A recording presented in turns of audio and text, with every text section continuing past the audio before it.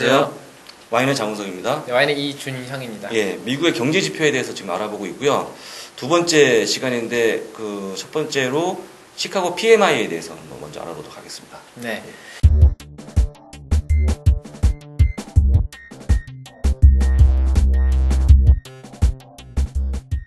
시카고 PMI라는 거는 시카고 구매자 관리 지수라고 보시면 되는데요. 이 구매자들이 보는 구매자들이 보는 그 지표를 이제 공개를 하는 거죠. 발표일을 한번 살펴보면서 시작하도록 하겠습니다. 다 같이 한번 보시죠. 발표일은 매월 마지막 영업일 오전 9시 45분입니다. 그러니까 뭐 마지막 날이라고 생각하고 개장하는 마지막 날이라고 보시면 되는데요. 오전 9시 45분이라는 건 무슨 소리냐면은 개장을 한 후에 발표가 된다. 바로 직후에. 바로 직후에. 그러니까 9시 30분에 개장을 하니까. 그렇죠. 바로 직후에 하니까 이게 시장 초반에 분위기를 잡아주는 상당히 중요한 지표라고 보시면 됩니다. 중요도는 B 정도로 보시면 되고요. 뭐 향후 일정은 보시게 되면 뭐 전부 다 말일로 잡혀 있다는 걸 볼 수가 있습니다. 4월에도 30날이 마지막 날이기 때문에 30날로 잡혀 있고요. 자료 같은 경우는 이제 그 ISM 시카고 오르가나이제이션에서 나와 있는 사이트를 보시면은 참고를 하시면 좀 더 자세한 내용이 나오겠지만은 영어이기 때문에 영어 공부를 하시면서 보셔야 되는. 그 자료 열람이라고 해놓은 거는 이제 그 원문을 혹시 이제 나는 이제 중요한 그런 혹시 거죠. 뭐 오역되거나 잘못 번역된 게 있을까 해서 직접 그 관련 사이트에 들어가서 보시고 싶은 분을 위해서 제가 했는데 영어가 맞습니다. 영어로 돼 있고요. 만약에 이제 이게 좀 힘드시면 사실은 뭐 저희 쪽에 또 하셔도 저희가 또 말씀드릴 수 있는 부분들이고요. 그렇죠. 저희 이거만 보셔도 상당히 도움이 될 거라고 생각을 합니다. 어떤 내용인지 또 중요하시겠죠. 중요한 거니까 한번 살펴보겠는데요. 시카고 PMI 구매자 관리 지수가 도대체 어떤 건지 한번 보면서 살펴보도록 하겠습니다. 내용을 보시게 되면은 이제 시카고에서 운영되는 구매자 관리 협회에서 이제 매월 발표하는 지표인데요.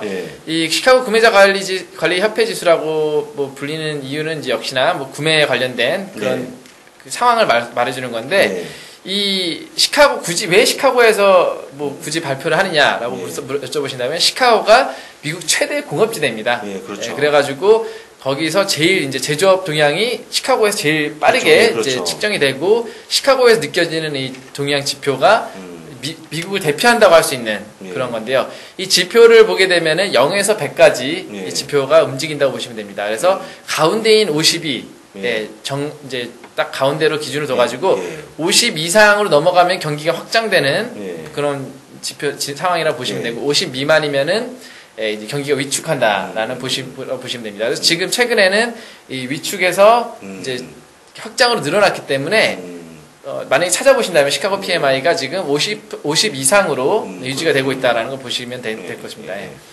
그러니까 뭐 예를 들어서 그 금융위기 때는 50 이하였겠다. 그렇죠. 뭐 40이라던가 40대를 보통 유지를 하죠.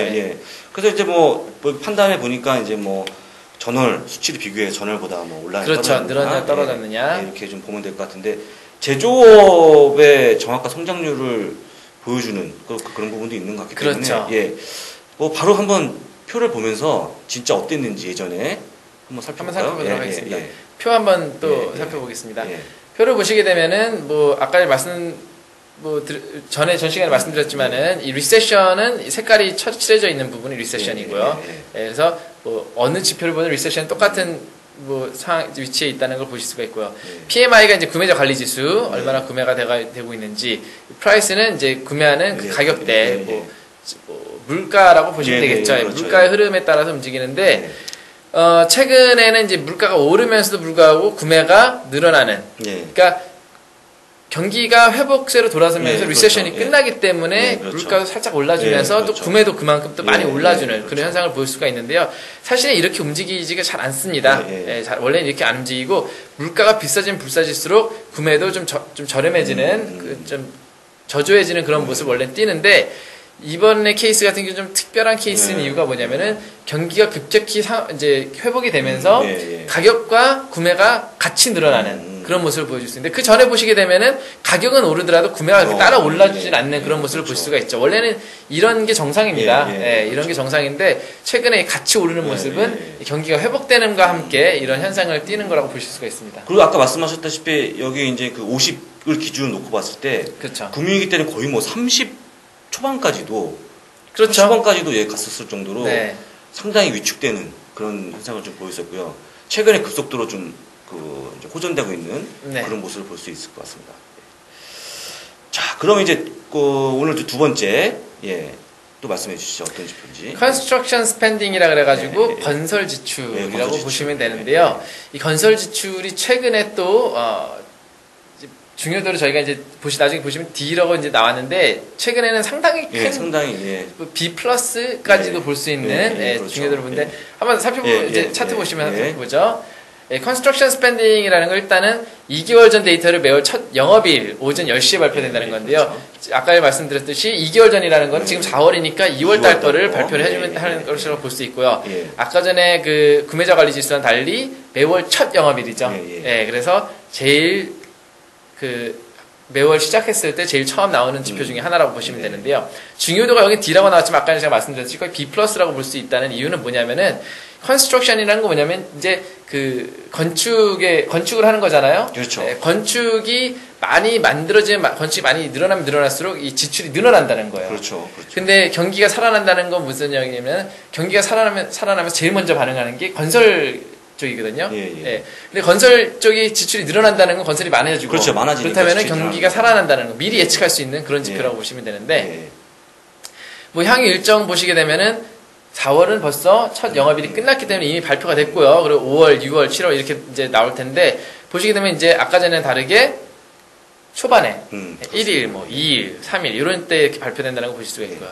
자료 열람하시는 거는 밑에 보시게 되면은 이 사이트 들어가가지고 확인을 하시면 될 것 같습니다. 예. 그러니까 이제 이거는 건설하는데 들어가는 어떤 돈이라고 좀 보면 될 것 같고요. 그렇죠. 그러니까 이제 지금은 저희가 표를 이제 안 봤습니다만은 대충 보게 되면 위축이 됐기 때문에 건설도 많이 좀 이렇게 줄어들고 예, 그러다 보니까 이 비용이 좀 건설 지출은 좀 줄어들었을 거라고 생각하고 있고 아까 말씀하신 대로 이게 좀 경기가 살아난다면 또 많이 지출이 되면서 이게 또 올라갈 수 있는. 근데 지금은 아직까지는 조금 이제 줄어드는 거라고 좀 예상하고 있는데 한번 같이 또 다시 한번 볼까요, 이 부분을? 네, 일단 내용을 살펴보면서 예. 내용은 이미 설명을 드렸지 되게 간단한 거니까 설명드렸죠. 간단하게 살펴보고 예. 시작하겠습니다. 예. 내용 한번 보시죠. 예. 건설 지출 같은 경우는 거주라든가 비거주, 공공건축, 예. 뭐 건물 그리고 건축 비용의 그 달러와 가치에 대한 데이터인데요.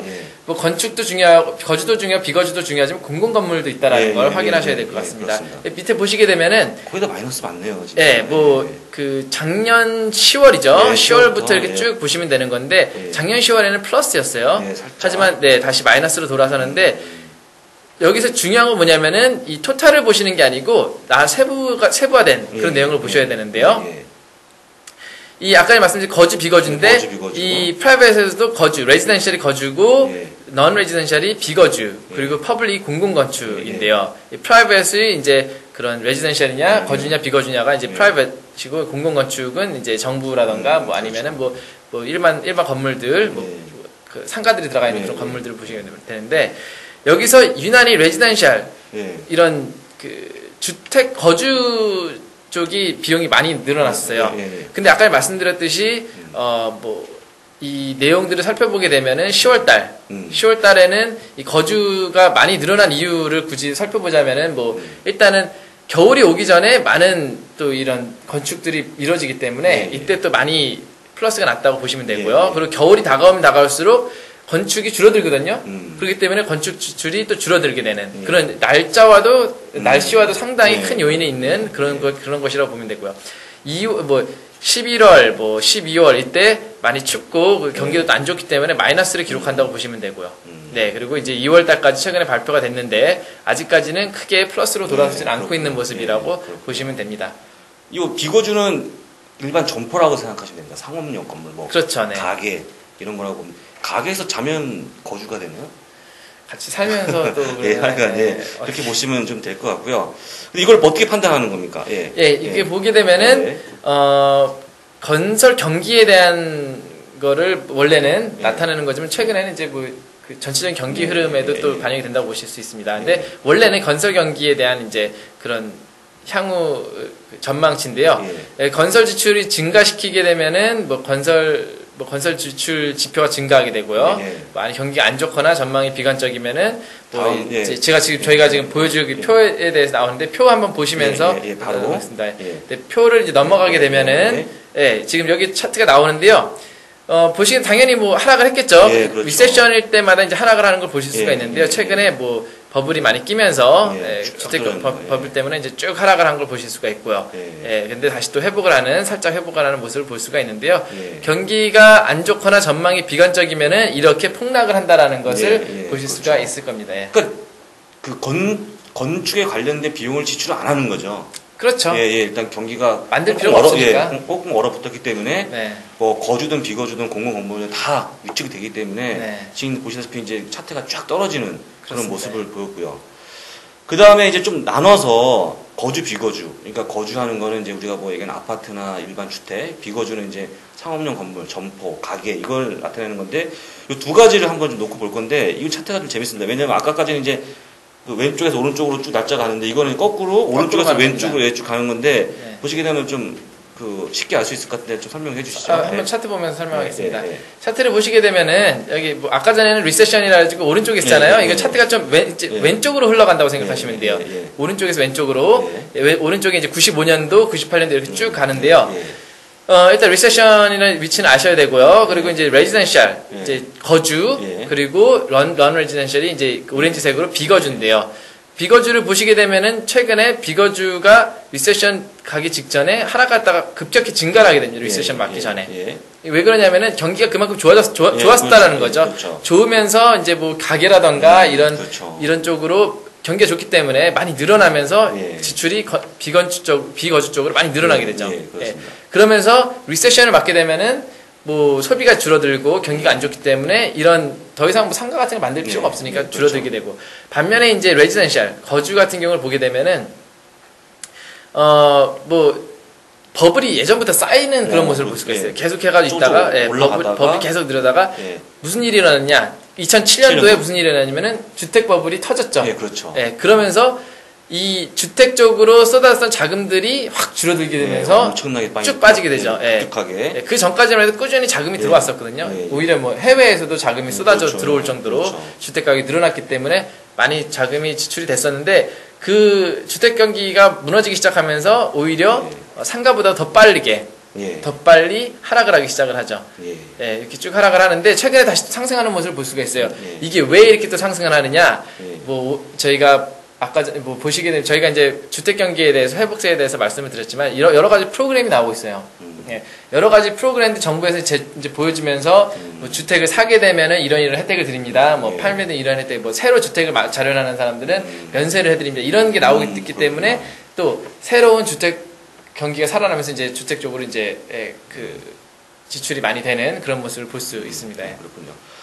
그 시간이 빨리 많이 지나고 있으니까 다음 바로 차트 마지막으로 보고 마지막 차트 한번 볼까요? 마지막 차트 한번 보겠습니다. 차트 보시게 되면은 이 차트 같은 경우는 그냥 지금 이제 월별로 지금 최근에 나온 수치를 갖다가 이제 막대 그래프로 좀 보여드리고 있는 건데요. 대부분 보면 다 마이너스 여전히. 들쑥날쑥 한 걸 볼 수가 있는데요. 이 제가 알기로는 이 플러스로 나는 중간중간 플러스로 나는 게 아마 날씨의 요인으로 인해가지고 플러스 나는 경우가 상당히 많다고 봅니다. 그래가지고 겨울쯤 되면은 하락을 하고 여름이라던가 봄, 가을 때는 또 증가를 하는 이런 모습을 볼 수가 있습니다. 그렇죠. 전체적으로는 전부 다 이제 하락하고 있다는 모습을 볼 수가 있었고요. 최근에. 이렇게 해서 시카고 PMI하고 이제 건설 지출까지 저희가 오늘은 또 두 가지를 알아봤고요. 다음 시간에 또 나머지 또 설명드리도록 하겠습니다. 감사합니다.